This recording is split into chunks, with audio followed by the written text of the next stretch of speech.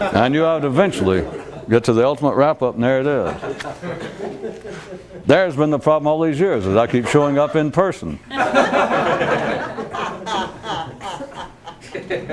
I got to tell you the truth, I knew that, I just didn't ever want to have to face it.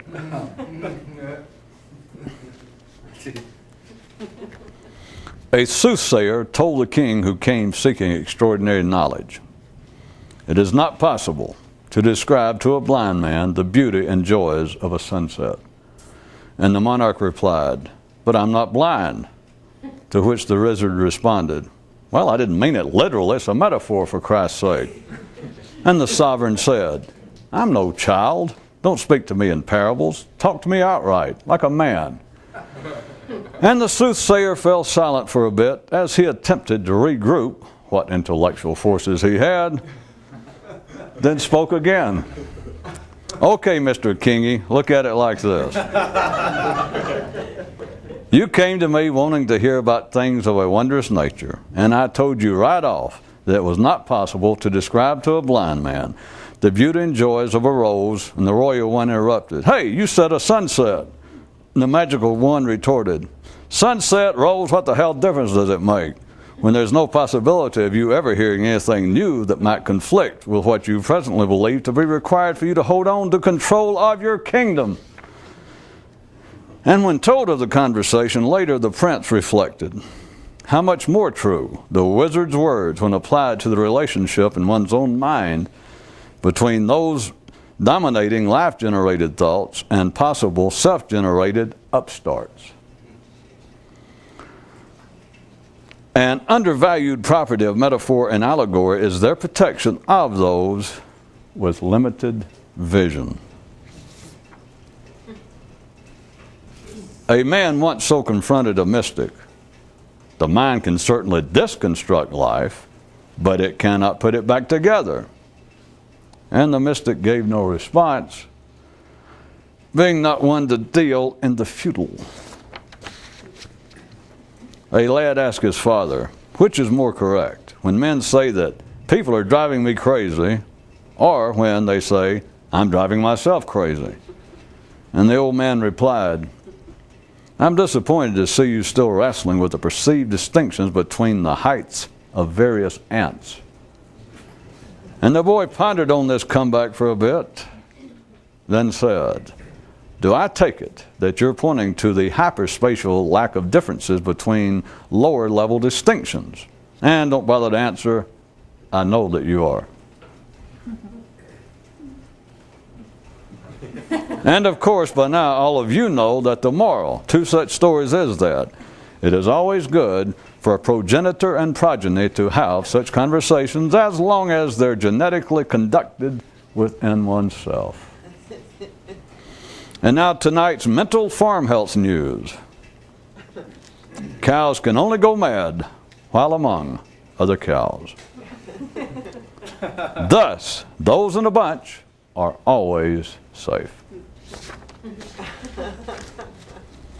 If you're not trying to hold, focus, and expand your consciousness, you're not really doing much with it. Another distinction between the routinely religious and those who know on what it is truly based is that the former believe their enemy to be evil spiritual forces, while the latter understand a greater problem to be what they last ate.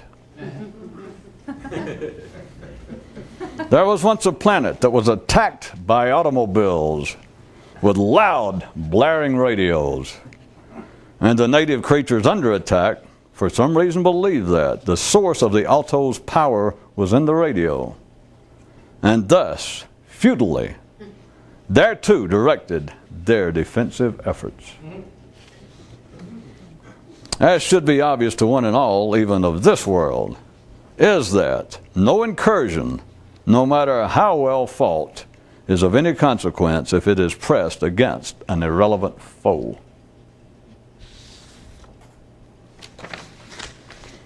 A correspondent offers the following.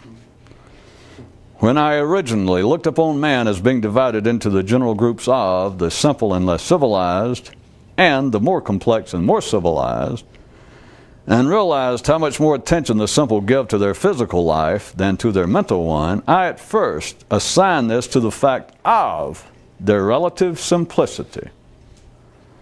But now, after some years of considering the matter, I wonder if it is not due merely to the fact that man's physical life remains of superior importance to his mental one. And while this observation may have some merit, do note this, that no one captive of either group's mentality can ever comprehend it.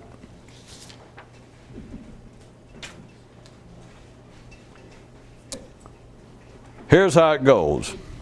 Out in the street, in the midst of the city, with all their enthusiasm, it's still almost impossible for a 20-year-old to understand what this is all about. And though it may be more likely for a 50-year-old, their problem is they lack the enthusiasm. Another hallmark of ordinary minds is their consistent disregard of the harmonic component of consciousness. One intergalactic traveler made note that the most difficult aspect of visiting worlds other than your own is in the fact that you can never speak their language. And he was asked if someone capable of such travel as he described should not surely be able to handle the learning of a new tongue. And he, not being given to futile verbiage, gave no reply. Ordinary people claiming that they indeed do want to know the truth about life are like children playing hide and go seek, who have hidden and unawares to themselves do not in fact want to be found. This is no indication of stupidity, insanity, or duplicity on their part, but is unwittingly based on the fact that, due to life's silent urging, they do not want the game to end. Just here, just now. Usefully speaking, no one can properly desire the journey's termination until they have a full knowledge of the journey. Absent this, all such longings are expressions of fear and ignorance. Did indeed men have expanded mental hearing, they could comprehend the cry to turn your radio down.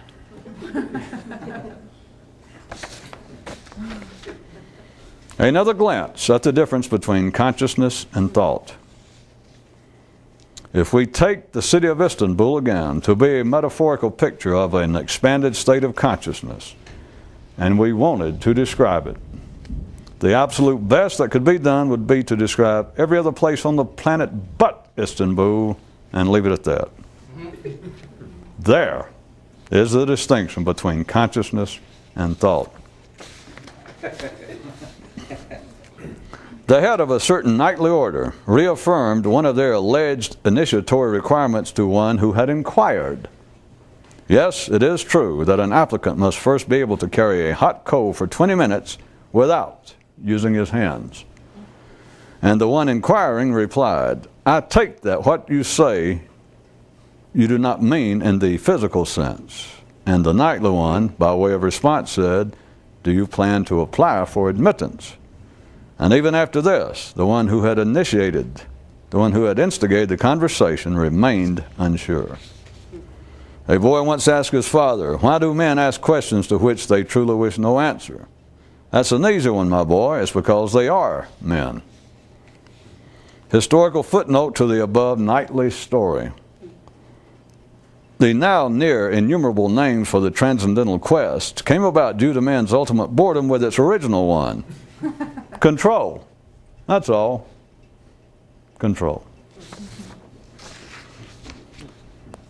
Regarding mental health and comprehension, what is required to be sane is to simply have your thoughts more or less in line with the majority's.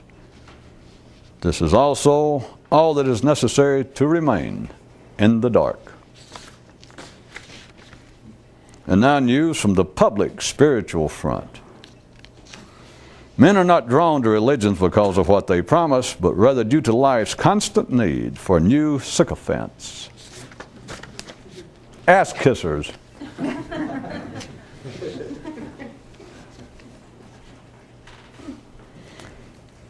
On the trek up the mountain to that elusive peak, travelers eventually find that it is not the physical climbing that tires them, but rather the talking about themselves.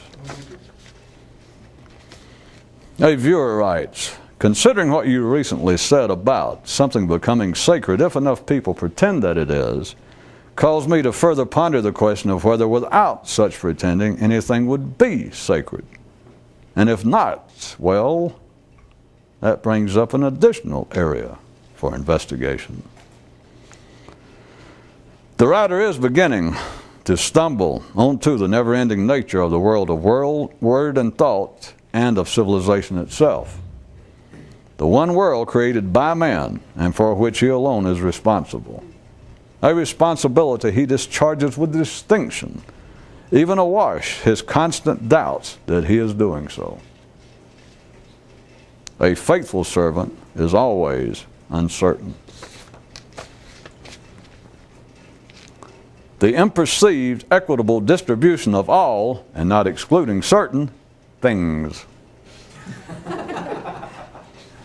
A man who will cry about one thing will cry about everything. At the mental level, life-generated thought is like water is to a fish, while the self-generated version is like a man's attempt to produce his own water. As he lay on the floor reading about the exploits of some of man's more renowned explorers, a boy paused, looked up to his father, and noted how often did their ultimate discoveries turn out to be not what they had originally expected to find. And the elder lowered the book in his own hands and responded to the observation. Indeed, 'tis so.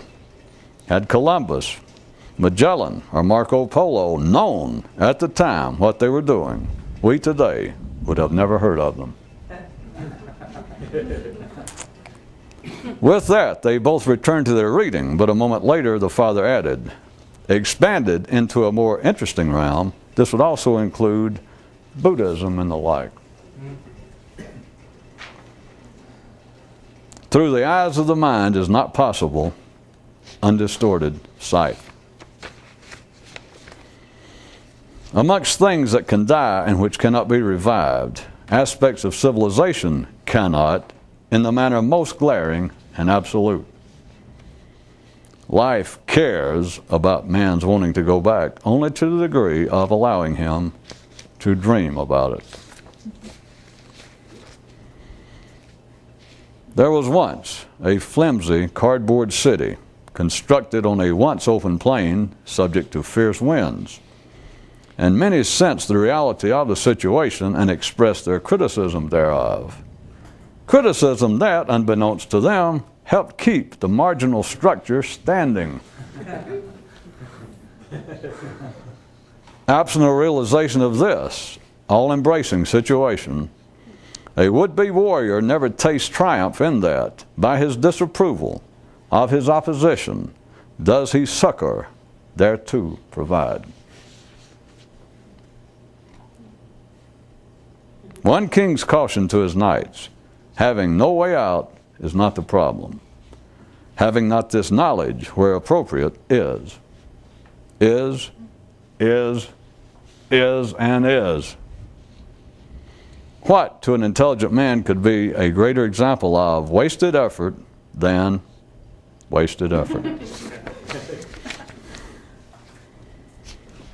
The uselessness of having heroes in the land of man is the same as why no matter how high a particular tree may grow in the forest, they're all still anchored to earth. Even though of the same mother, only the more conscious know where to suckle. One way to spot the routine steppers on life's dance floor is by the fact that they will keep on dancing even after the music stopped. Simply another tracking of how man's mental life normally moves onward. Another distinction relative to where you are and what you see. Reality, universal. Descriptions, always local. When you ride the mystical express, you look to the engineer. When you finally understand where it's going, you become your own. Part of civilization's responsibility is to make men's lives seem to be of more significance than they are. This in return for man having invented it, I suppose. Trying to describe to a pen full of pigs, no matter how friendly they are, a place where pigs had never been is like trying to describe to a pen full of pigs a place where pigs have never been.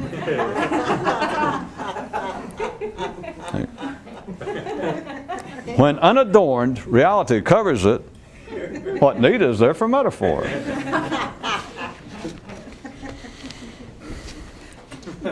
More sporting news from the civilized fields. If you want to play ball in the city, you're supposed to keep your eye on life, not on yourself.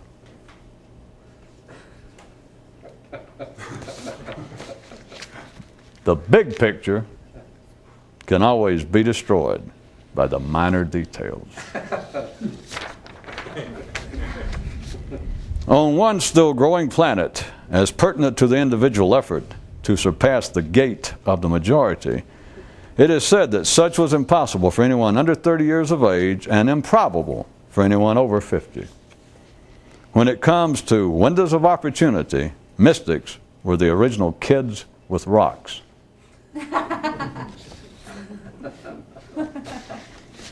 And lastly, regarding the matter of ignorance and intelligence, only the more conscious actually know how dumb they are.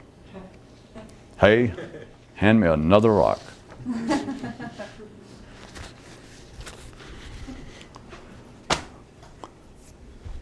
To pick up the final piece that I did not get to last time, using the allegory of within one closed system, the oceans of the world, from the smallest little creature building on up to larger and larger, and then up to El Charco, which by all descriptions is king of the oceans. Absolute. There's nothing, anything else in that context, no other creature, through any sort of physical, or if they were capable of any other means, there's no way that they can overcome the shark. He's the head of the food chain. And now I pointed out that contrary to not only that situation, but those on dry land having to do with just the food chain, the chain of domination, is we have a situation without parallel on this planet having to do with man. Because man can overcome a shark. A man can interfere with this natural state of domination, but only by, there's one requirement. He has got to get the shark out of his environment. A man cannot jump in the water barehanded and overcome a shark. But man has the ability, no other creature in the water has the ability, and since they can't think, they certainly would never think of doing it. Only man has the ability to overcome the shark in that particular scenario, but even then he can only do it by getting the shark out of the environment. That is, pull him out of the water, partially or wholly, but to get him out of the water, enough of him, long enough that he simply suffocates. That was the first stage, which seems to be pretty straightforward, and in this case you can take it metaphorically or symbolically. That means what it means and something else. But then if you move into what would appear to be metaphorical, the metaphorical stage would be what I was calling the second version of my little story. It's where you could look at the water as being the level of consciousness in the human nervous system as I normally draw it. Into the area of the cortical intellect, into the area of the brain where man thinks, and you can look at it the same way that this level is represented between man and the shark, is now separates man's mental life from his bio-survival physical one. And you can see it as being a struggle for the man's mind to overcome,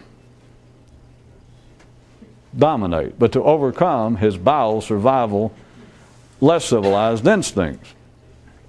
And the third one I just started on But let me make it clear. What I was referring to would be so-called, well, people involved with such as this. And what it's attempted then is this whole scene is only of any pertinence inside of one man's head.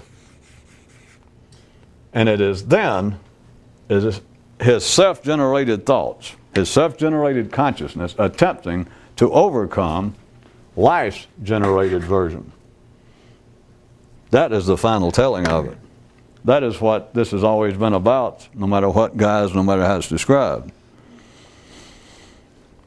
And since I knew that that would take up most of the evening, we only have time left to point out that the big picture can always be destroyed by the details. The setting is thusly.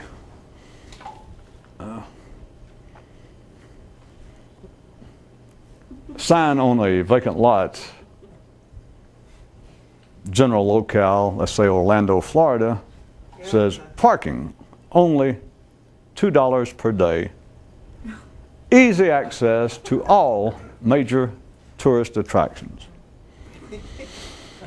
And a gentleman parks his car, pays his money, and begins to consult his map and even ask the man to whom he has paid his money to park about which way to the Grand Canyon.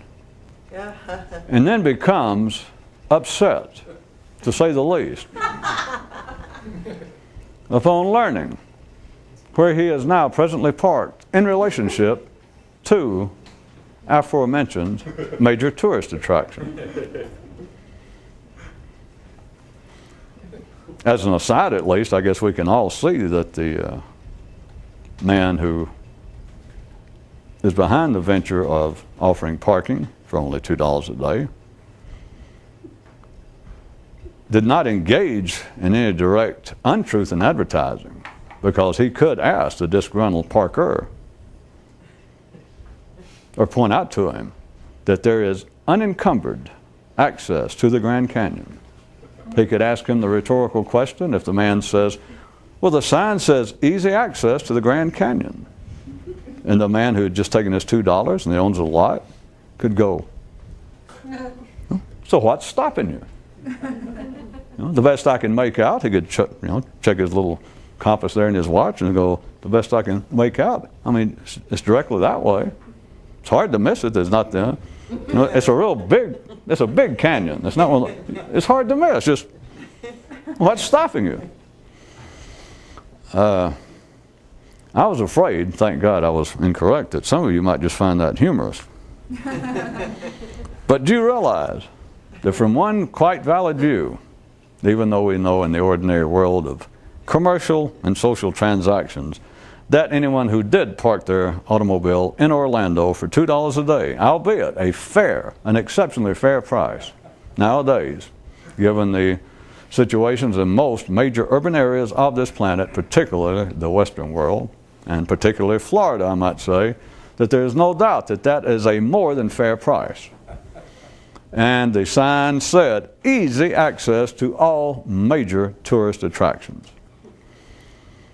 The man did not engage in anything untrue, even though, as I said, we would all agree, any ordinary person would not find it strange that anyone who availed themselves of this parking opportunity, even though the price is fair, and then pointed out when they parked their car and got out, got their kid's stroller and their wife and kiddies, and they had their little cooler, and said, well, what we're interested in is Mount Rushmore.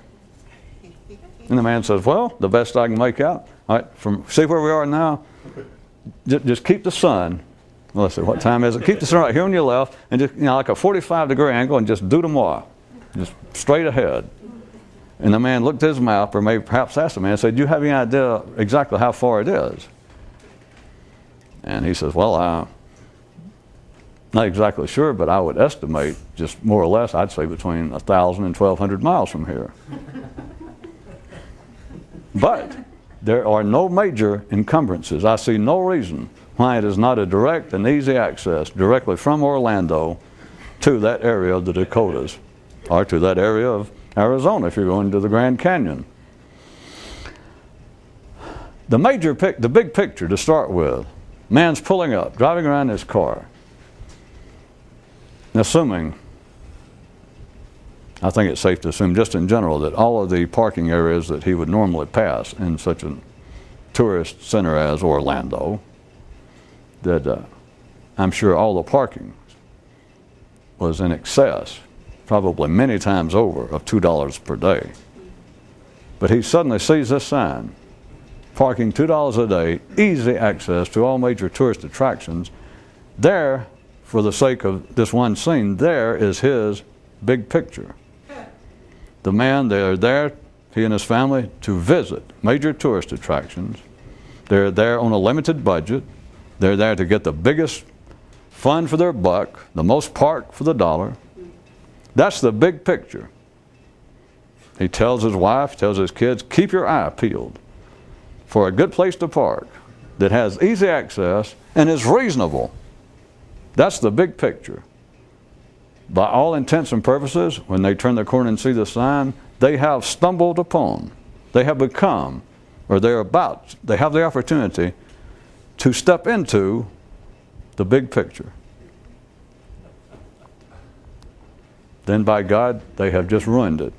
The man destroys it by such petty details. After he's parked, paid his money, he's got his receipt, looks like a safe neighborhood. The man was pleasant enough that took his money, welcomed him there. Then he begins these kind of petty annoyances. He begins to involve himself in these kind of minor details of beginning to complain once he finds out the distance between where he is parked and the Grand Canyon.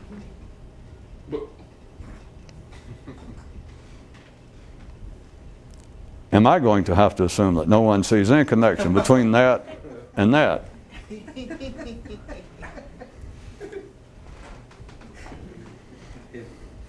All right. If that's the way you want to do it. You know I can always up it. The kid who was reading about some of the histories, some of man's more renowned explorers, and notes to his father how common it is, by all reports, that they discovered things other than that which they originally expected to find, that rather than what they planned to see. And without trying to go into historical detail, that should be enough information for anyone with a cursory education, which nowadays, or all days, normally constitutes an education. You should know enough to understand that the father listened to his observation of his son. He said, indeed, 'tis true. But if, and then he just picked out just some examples offhand. He said, Columbus, Magellan, Marco Polo, Captain Cook, Lewis and Clark. He points out, he said, hey, had they known what they were doing at the time, today we would have never heard of them. Then added, expanded to a more interesting degree, a more interesting realm, that would also include such things as Buddhism. All right, now come on, you can't tell me now that you don't see the connection between that, the destruction of the big picture, by becoming concerned with minor details, and that. Now you can't tell me that. Well, even if you can, don't tell me that.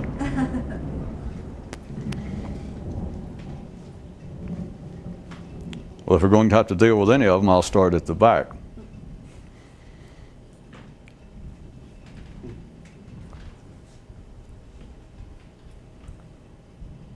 Much of history, taken as being a kind of non-physical genetic blueprint, forward, backwards, and sideways of man, that history is composed probably second only to warfare, which is generally simply an offshoot of exploration, but at least put in direct mundane words, at least second in familiarity for inclusion in history, is the explorations of man.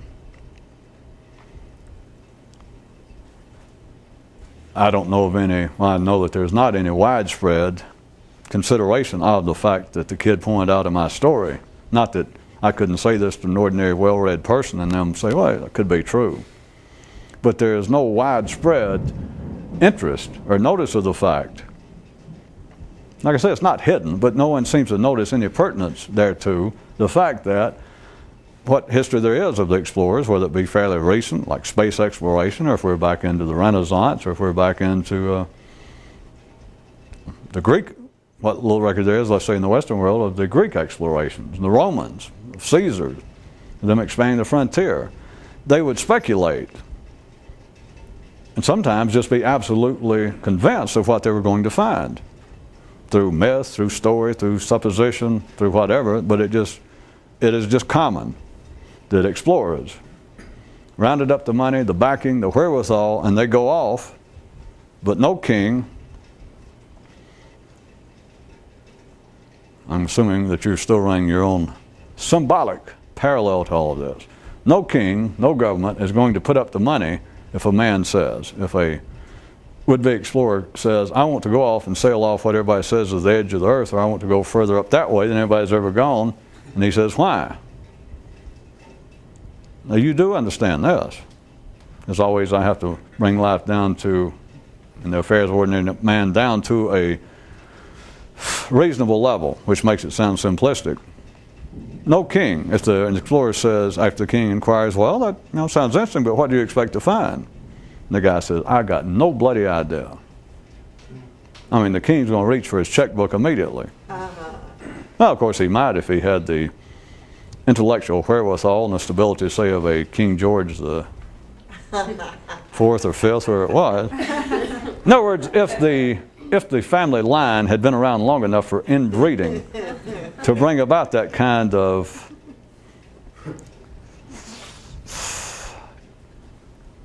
shocking but regal mental infirmities.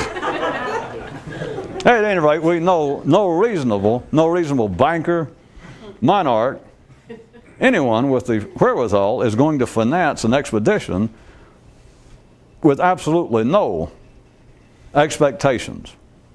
They're just not going to do it. They never have. And so the explorers always have some story of what they expect to find. And whether you had ever thought about it again or not, and as I said, ordinary historians, there's no real common notice paid to this, even though I'm sure that many of them would agree to what I'm saying. They just wouldn't see any significance. But the fact is, if you just read a little, as the kid did in the story, that the explorers always have some proclaimed expectation as to what their discovery will be, at least in general. But then the common reality of it is that what they discover turns out not to be what they expected. And we're not judging right or wrong, because it was of sufficient significance, or we would not know about it now. It would not have made history. But it is most common for them to discover something other than, things other than, areas other than, but just to discover something other than they expected, other than they planned, other than they announced they expected to find. The kid made the observation. It was rhetorical. He was asking the old man, like, that's kind of weird, isn't it? That it just, the more I read, it's just common.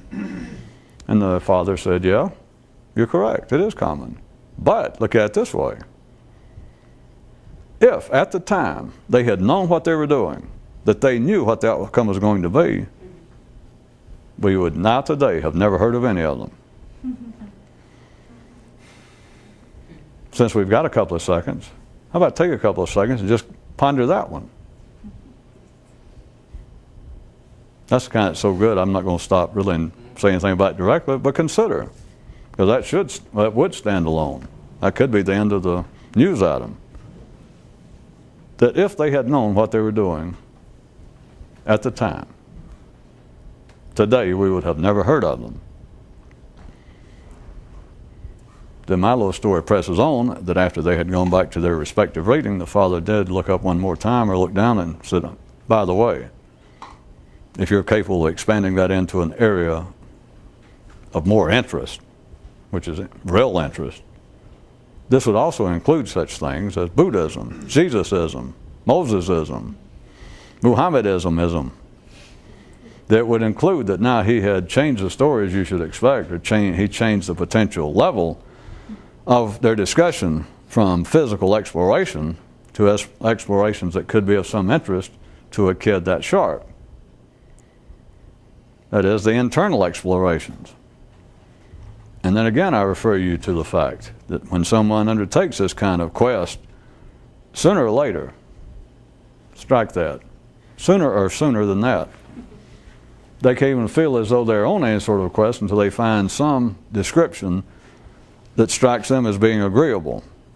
That they find some description at the point of this kind of, or they find a book that more or less says somewhere. They find some writings that go, hey kid, have you got the answers? Do you seem to have the answers internally? Do you seem to have the kind of itches and answers that no one can not only tell you where to scratch, they do not even seem capable of understanding your descriptions of the itches? And you read, you get more and more enthused. And it said, well, here's what it is. You are one of the people who have been struck. You were born with a certain kind of disease. You were born mystically curious. You were born wanting to surpass the gate of everyone about you, non-physically speaking. And a little kid goes, you should have gone somewhere, more or less. Now I know what it is. Now I know where it is. Now I'm getting somewhere. Well, yes and no. Now you can feel like that it's possible to get somewhere. Because then, some sentence shortly after that one, once it seems to establish, or once it attempted to establish, even if it's coming from hundreds or thousands of years ago or hundreds or thousands of miles away, that once they have rhetorically established that, or answered the question of, are you reading what you should be reading? Should you be someone pursuing this? And you've come to the conclusion that yes, this is it. You are talking about, that's it. As vague as you've been thus far, these first few paragraphs, the first few sentences, yes, you say to the book, the writings, yes, me, now I know. Or now I see that someone knows. And it says, all right, go on to chapter 1 then. You may now turn the page. So you turn the page and it will immediately give some sort of description as to what one might expect. If it did not, if there were not such descriptions and did not people, it has nothing to do with a matter of intelligence or stupidity or ease of deception. It's that you have no other recourse. But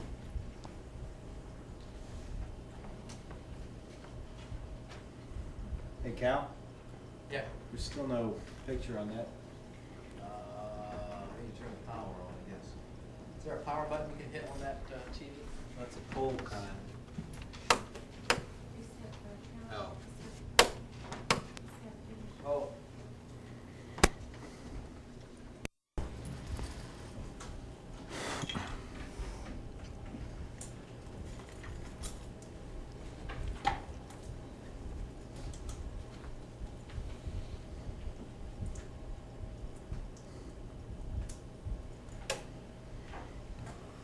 a life-generated weather glitch on the tape, viewers. So shortly after, immediately after you find any written indication, some record somewhere that seems to be speaking to you insofar as you yearn to travel, it must immediately give some indication of what the location might be, what you might expect. And I'm being somewhat lenient in my descriptions because they will normally be much more specific, saying if you will faithfully follow this particular Zen teaching, or if you've become a true adherent of this particular Sufi approach, God willing, and given 30 or 40 years, here is what one will see. And they describe it. It is never what one expected to find that one finds if one makes a discovery. This is not the provable point, but obviously some of you, I can tell, will get the gist of it. Anyone who says that, yes, I have faithfully devoted my life to being a blank, a Catholic, a Sufi, a Zoroaster, and if they say I have devoted my life to it, and you go, and they go, it has paid off over and over again, And if they say, and if you say, well, and so the promises originally made by the religion, by the mystical system, the promises were kept. And they, oh yes, oh yes. This is not to prove anything to ordinary people. This is for a few of you.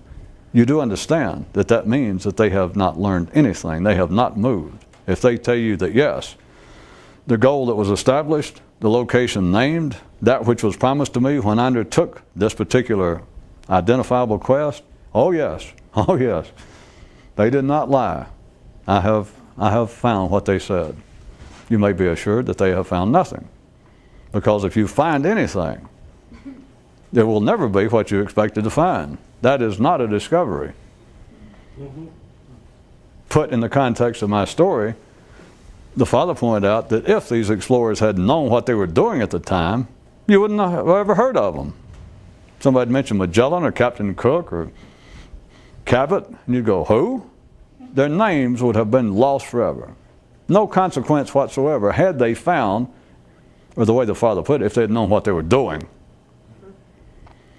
Inherent in all such as this, by now as you should know, there's no chance. It's all mutually inclusive and exclusive at a hyperspatial level, is that for one to know what they're doing, you can look at it either way. If they knew what they're doing, that perforce would mean that they would never find what they expected. Or looked at the other way, anyone who went off on exploration and did not find what they expected, it is only those people that you never hear of. Ha-ha.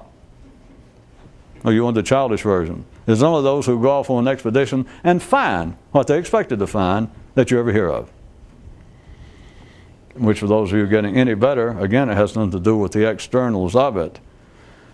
But it's why, from one quite reasonable view, from one quite expanded view, I should say, that of no particular consequence, but if indeed there was such a person as Buddha or Jesus or Zoroaster or Lao or Confucius, if there was such a figure as those people, it is certainly not the ones you heard of, because the ones you heard of were like their evil twin who failed in the attempt.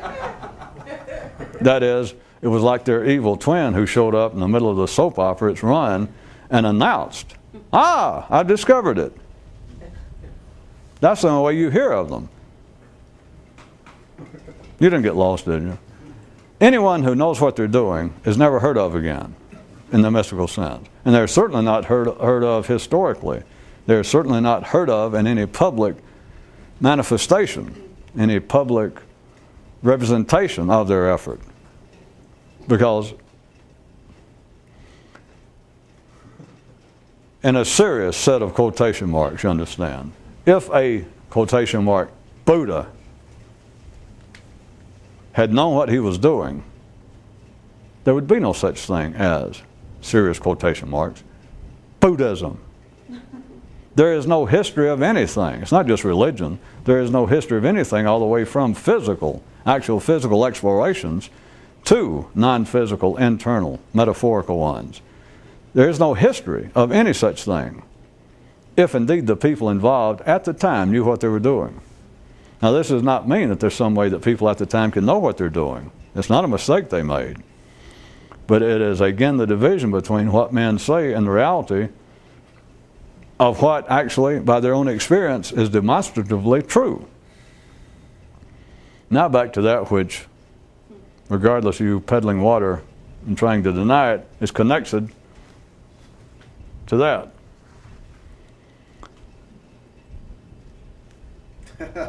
Remember, I gave you a nice, simplistic, or an easy to understand progression of stages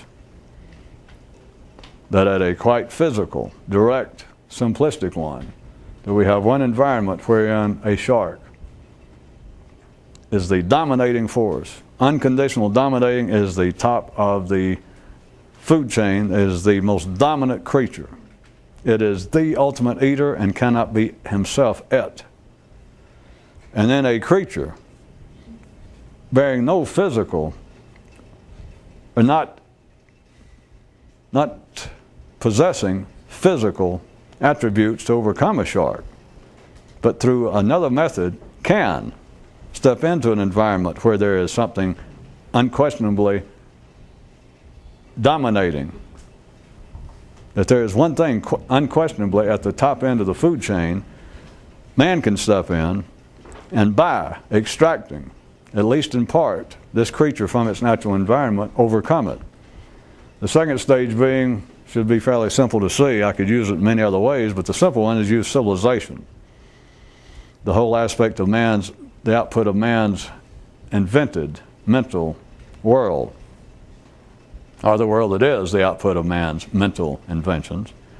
And you can look at it then as the water being the level of consciousness, or the arbitrary ad hoc division between man's mind and his body, and that civilization itself is the part of man's mind above the water level, overcoming that which could be represented by my shark in the first stage of man's feral, uncivilized, biosurvival physical instincts. But the mind has to pull them out of their natural environment. I know I didn't spend much time on that. I'm just assuming you people get it. There's no way it has to be pulled out of its natural environment in one real respect. And in case that's not clear, you cannot take a child or an adult, a child turning into an adult. You cannot take such a person and speak to their mind and say, now listen, we're what you call civilized. Look around at our family. We are considered civilized. We live in the midst of civilized people. There are rules by which we live. And they start enumerating. As I said, most of them can be just included and don't take what's not yours. But they can run down the 10 Commandments. They can say that the rules are either clerical or mundane. They can look at it from a judicial or a moralistic standpoint, but they will simply say they're rules that we live by. But all civilized rules are in conflict with the biosurvival instincts of man. There's nothing forbidden man. Man does not forbade himself anything that is not natural, that is instinctive. Men do not pass laws against that which they do not want to do instinctively. So there's nobody, no one, no sane, soundly wired person can be directly told to the mind in stage 2, listen, here's the things we do not do. And we do not take other kids' food. We do not take their toys just because you want them. When they get a little older, you say you do not take sex from other people that do not want to give it. You don't take anything that's not yours. There's no way you do not, the mind, in this case it apparently is coming from external sources like your parents or your civilization itself, it cannot go directly and you just tell the mind, all right, overcome the shark. That is, you cannot tell someone. It still does not work, whether they're a child or a grown-up. It is not that simple. You do not simply tell the mind, every time the body wants to grab something that's not it, from now on, don't ever do it again. And a man's mind go, gotcha, gotcha. Or to tell a man, listen, every time you see someone else's wife, someone else's woman, and you decide you'd like to have sex with her, just don't do it. Just put it out of your mind. Guy goes, gotcha, gotcha. You know it's not so. That is not the way it works. It has to be. The mind has to pull the shark out of its natural environment. Because if you just turn the mind, none of this is physically possible as simplistically as I'm putting it, but I assume you can follow it. Looking at the division in an ordinary man, the civilized, the living between his civilized self and his biosurvival self, that is not civilized, you do know the body has no morality. It's not right or wrong, it's got nothing to do with forces of good and evil. The sex organs, the stomach, the whole body seeking comfort and shelter has no morality. A man's body has no more morality. This is not any sort of assault upon man, but you've got to waste all your time not to simply have a nonverbal, non-discussing, non-debatable awareness of the fact that from the body, including Buddha's, Muhammad, Moses, your grandmother, the body has no morality. None. Well, it has one morality, survive. That's the ultimate morality. But it has no morality, and the mind cannot, no one's mind can simply be informed that here are the rules. And it goes into the mind, such as, thou shalt not take what is not thine. The guy goes, well, if you can put that in everyday English, maybe I'll get it. Don't take what's not yours. And so it goes on a man's mind. He goes, gotcha. And you say, no, wait a minute, kid. I'm serious. You have got to live by this. And the kid or whoever it is go, okay, Serious. Okay, got you. You got, now, are you taking this seriously? Oh, yeah. Now, I mean it. There are no exceptions. And the kid, or whoever it is, said, well, I understand that. I can tell how serious you are. You go, okay, now. Never again. Kid goes, okay, never again. You know that's foolishness. You know it's absolute, patent foolishness. In a way, which I'm not going to any further, even metaphorically, the mind has to get the vital survival instincts, the desires of the body. It has to be able to pull it, at least partially, out of the water to overcome it. You have got to pull the instincts partially into an unnatural environment. You do see it, don't you? It's simply you have got to be able, the mind, to stop the instincts. That is, there you are, and you see something, it's in a store, or you see somebody's food that they left on a plate, or that they bought on a counter, and you just walk by, and you're fairly hungry. And there it is, and you start to, the body would just reach out and take it. That's natural. That is a shark in the water. And you start to do this, the mind has to drag that instinctive desire, that natural desire. Read the shark in the first stage of my story. The mind has to be able to pull the desire partially out of the water. It can't stay in the water. The mind, this metaphor, this simile is not perfect. But you can either hear it or you don't. The mind cannot, at the level of the body, get in a debate like, don't take that food. And if the body could talk, if the shark could talk, or the body could talk, it'd say, why? And you go, it's not right. And the body goes, not right. And it keep on. You go, no, really, it's not right. And the body go, what not right? And you go, it's just not right. We don't do that sort of thing. And the body goes, what do you mean we? Well, what's this we? I'm hungry. There's food. And they go, no. Us Christians, us Jews, us, decent Greeks, us Icelanders, we do not take that which is not ours. The body is not a Greek, it's not a Jew, it's not a Catholic. The body is hungry. You understand, but you're not going to get anywhere in that case, in this kind of scenario, reasoning with the body, because the body is still a shark in the water, and you're not going to overcome it. The body has to have some, which it does with sane people, it just happens. It's already wired in there. But the body has to have the inclination. It has to have a kind of weakness, but it has to have an inclination. The shark has to give a little bit. For a man to even be able to, even though he cannot physically overcome him, he has to be able to entice the shark partially out of the water. That is, he's got to be able to dangle bait and fish the shark into taking something and then pull him to at least get his head out of the water and hold him there long enough for him to suffocate. In the same way, the mind has to induce the body to get above the water line, because if it stays below the water, you can't, quote, reason with it. Of course, all that's foolishness because the body can't talk, but the mind cannot turn to the body and say, don't do that. And it go, why? If it could ask, and it go, because we have decided to apply ourselves to a civilized standard of conduct. And the body goes. You have to get the body, you have to entice it, you have to be able to hook it, which I say is not something that you actually learn. We're already wired up to do it. But what happens is, unbeknownst to you, unplanned by you, unwittingly, anyone who is sane and civilized, they are continually able to pull the shark partially out of the water. That is, they are able to overcome the uncivilized, immoral, it's really amoral, desires of the body. It has to be able to at least distract them long enough to entice them like, well, come on up here and discuss it with me. We shouldn't do that. And if I go, they go, come on, really? Hey, listen to me a minute. Wait, don't grab the food. It'll be there in a second. But listen to me a minute. And you keep doing that, and it's like moment to moment. It's the only way people stay civilized, to put it real crudely. Is you just have to keep sort of distracting the shark, getting it, all right. Back to the third level.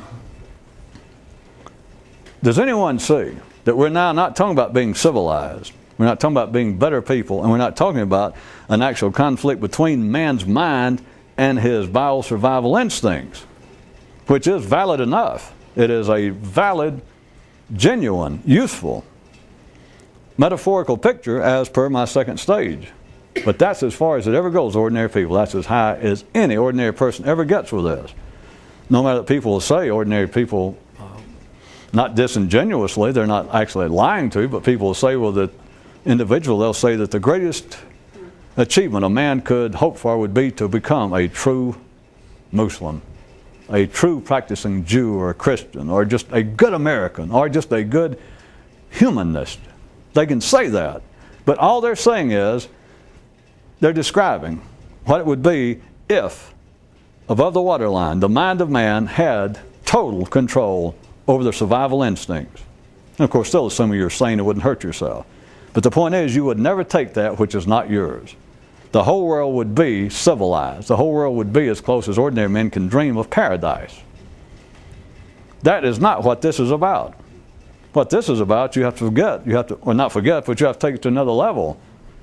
I went from this whole scene of all the oceans into one man's head, but one whole man. Now forget the man, it's inside of just the head. Because now the relationship is from a shark to everything else in the ocean, then from a man to a shark, and then from a man's mind to a man's body, now to something else. This whole thing now is in the mind. Two kinds of mind, two kinds of thought. Life generated down here, and the potential of self generated. Down here is what is representative of civilization, the biosurvival instincts of man, the shark. It is everything that makes man survive mentally. And the reason this sounds strange, I know, is no one ever thinks about the fact, everyone, any sane person, can certainly have no disagreement that there are natural, instinctive, indigenous, but instinctive biosurvival drives in everyone that keeps us physically alive. Everyone knows that. Were it not so, you wouldn't be alive. But when you start saying, if you try to point out that in the same way, but non-physically, there are native, instinctive survival drives here, the mind just shuts down. And for very good reason. Because if that's all you have to look with down here, and you point out what it is, we're back to holding a mirror in front of a mirror and saying, what do you see? And I go, huh? And that's about the most intelligent thing that can be said, is what? It is this. It is the attempt for man to produce his own thoughts to overcome those generated by life. Not the mind to overcome the body, not to his civil, decent side to overcome his indecent, feral side. It's got nothing to do with the body other than the fact that all trees stand in the ground. But it has to do with him attempting to generate his own thoughts to overcome, to pull out of their natural environment, or what I was trying to get to tonight, to overcome the life-generated thoughts. But to do so, you have got to pull them out of their natural environment, which I guess I'll pick up next time. That's what this is about. This is what it's always been about, is to overcome them. But by the same way that a man can only overcome a shark by getting it out of its natural environment, at least in part, for a person's individually self-generated thoughts to have any potential to overcome those generated by life, you have got to at least partially pull them out of their natural environment. Anybody essentially give you something to think about till then.